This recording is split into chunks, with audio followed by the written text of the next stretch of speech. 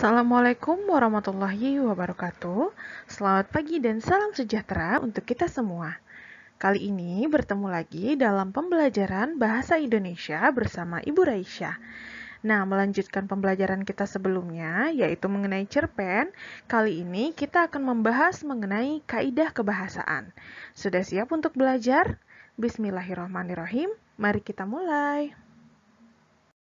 Kompetensi dasar pada pembelajaran kali ini masih mengenai 3.9 dan 4.9, yaitu mengenai menganalisis unsur-unsur pembangun cerita pendek dalam kumpulan cerita pendek.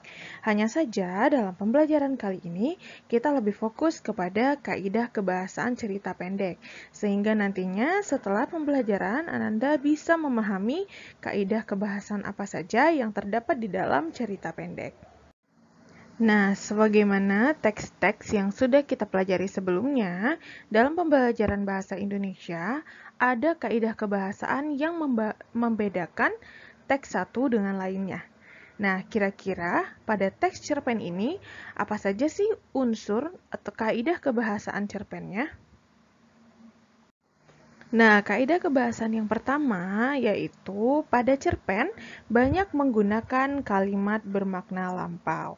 Nah, kalimat bermakna lampau ini ditandai oleh fungsi-fungsi keterangan yang bermakna kelampauan. Contohnya seperti apa sih?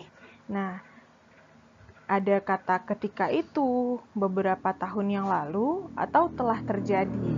Nah, juga kita sering sekali ya mendengar di cerpen itu diawali dengan pada suatu hari. Nah, itu semua menandakan bahwasannya cerpen tersebut atau cerita tersebut telah terjadi, sehingga menggunakan kata-kata atau kalimat yang bermakna lampau. Kaidah kebahasan yang kedua adalah pada cerpen banyak menggunakan kata yang menyatakan urutan waktu atau konjungsi kronologis. Nah, konjungsi kronologis ini juga sudah kita pelajari sebelumnya, yaitu konjungsi yang menyatakan urutan waktu. Jadi ada step by step atau langkah demi langkah yang dilakukan. Nah, menerangkan konjungsi waktu ya. Contohnya, sejak saat itu, atau setelah itu, mula-mula, kemudian, dan lain sebagainya. Nah, karena di dalam cerpen, dia merupakan narasi. Jadi ketika misalnya sang tokoh sedang bercerita, maka dia akan bercerita mengenai kejadian pertama, lalu setelah itu, mula-mula, kemudian, dan lain sebagainya. Kaidah kebahasan yang ketiga, pada cerpen banyak menggunakan kata kerja yang menggambarkan suatu peristiwa yang terjadi. Nah, intinya sebenarnya ini banyak menggunakan kata kerja aktif ya. Biasanya diawali dengan me. Nah, contoh, menyuruh, membersihkan, menawari, melompat, dan menghindar. Jadi, dalam cerpen ini banyak menggunakan kata kerja yang menggambarkan peristiwa. Kaidah kebahasan yang keempat, banyak menggunakan kata kerja yang menunjukkan kalimat tidak langsung. Nah, maksudnya bagaimana sih? Nah, kata kerja yang menunjukkan kalimat tidak langsung adalah sebagai cara menceritakan tuturan seseorang tokoh oleh pengarang. Jadi, seseorang ketika tokohnya bertutur, maka diceritakan secara tidak langsung oleh pengarang. Seperti itu ya.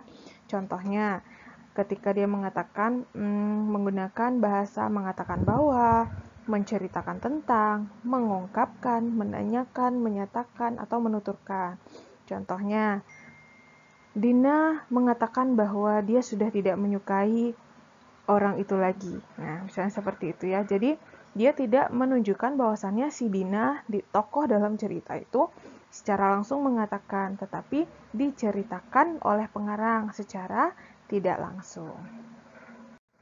Kaidah kebahasan yang kelima, banyak menggunakan kata kerja yang menyatakan sesuatu yang dipikirkan atau dirasakan oleh tokoh.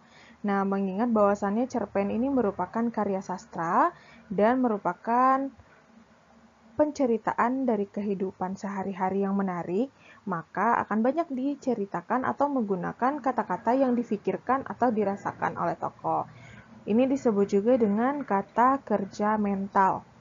Nah, contohnya, merasakan, menginginkan, mengharapkan, mendambakan, mengalami, dan lain sebagainya. Kaidah kebahasan yang keenam adalah menggunakan banyak dialog.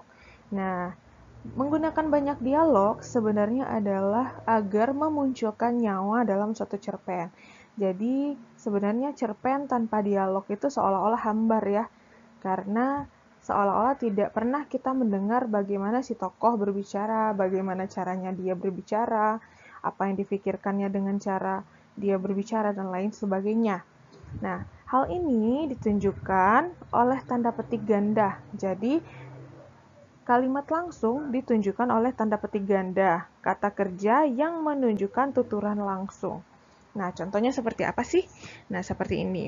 Alam berkata, "Jangan diam saja, segera temui orang itu." Nah, lalu yang kedua, "Di mana keberadaan temanmu sekarang?" Tanya Ani kepada temannya. Yang C, "Tidak, sekali saya bilang tidak," teriak Ani. Nah, jadi ada macam-macam ya cara kita untuk membuat dialog di dalam satu cerpen. Dan setiap dialog ini kita gunakan dan menjadi satu paragraf. Jadi, misalnya kita menggunakan banyak dialog, maka kita gunakan ini satu, lalu jika ingin menyambungnya, tulis di bawahnya. Jadi, seperti satu dialog, satu paragraf. Kaidah kebahasan yang ketujuh yaitu menggunakan kata-kata sifat atau descriptive language untuk menggambarkan tokoh, tempat, atau suasana. Jadi banyak menggunakan kata-kata sifat ya. Contohnya di sini nih. Segala sesuatu tampak berada dalam kendali sekarang. Bahkan kamarnya sekarang sangat rapi. Nah, bersih, tepat, nah, tertata dengan baik, sangat sedap. Ini semua merupakan contoh dari kata sifat. Jadi dalam cerpen banyak sekali mengandung kata sifat. Dan pada kaidah kebahasan yang terakhir, banyak menggunakan bahasa tidak baku atau tidak formal. Nah, karena cerpen ini menggunakan atau menceritakan tentang kisah sehari-hari dan lebih dekat dalam kehidupan kita, maka cerpen ini lebih banyak menggunakan bahasa yang tidak baku. Nah, misalnya seperti ini. "Woi, tolongin gue, mobil gue mogok." Nah, misalnya seperti ini ya. Ini kan menggunakan kata-kata sapaan yang tidak baku. Justru ini yang akan lebih menghidupkan suasana dalam penulisan cerpen ketimbang cerpen yang menggunakan bahasa yang sangat baku. Nah, itulah tadi kaidah kebahasaan yang terdapat dalam cerpen. Jangan lupa, inti dari pembelajaran cerpen ini adalah banyak-banyak membaca, sehingga nanti kita akan mendapatkan juga inspirasi untuk menulis.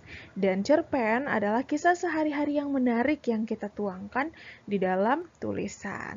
Satu kata mutiara untuk mengakhiri pembelajaran kali ini, mulailah dengan menuliskan hal-hal yang kamu ketahui.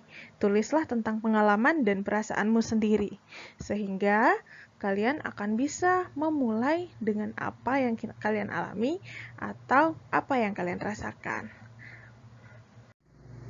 Terima kasih atas perhatian Ananda semuanya. Semoga menjadi ilmu yang bermanfaat.